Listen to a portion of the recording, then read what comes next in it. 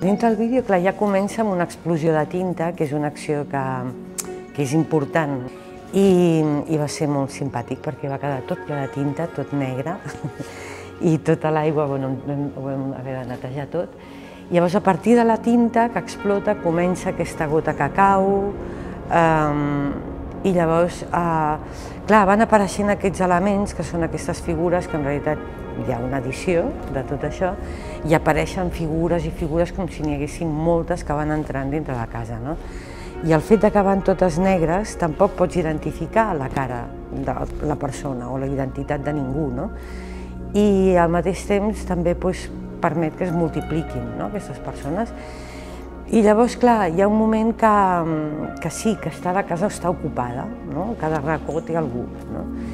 I jo sí que hi ha un moment que el que faig és interactuar amb aquesta mena d'insectes que surten de les taques, de les ombres, que és un tema que també m'interessa, que es produeix senzillament per la multiplicació dels reflexes, aquests insectes. Llavors, jo interactuo amb ells i faig aquella cosa de llapar la mel i la llavor i tal, però és per comunicar-me amb els insectes. Tinc una necessitat de comunicació.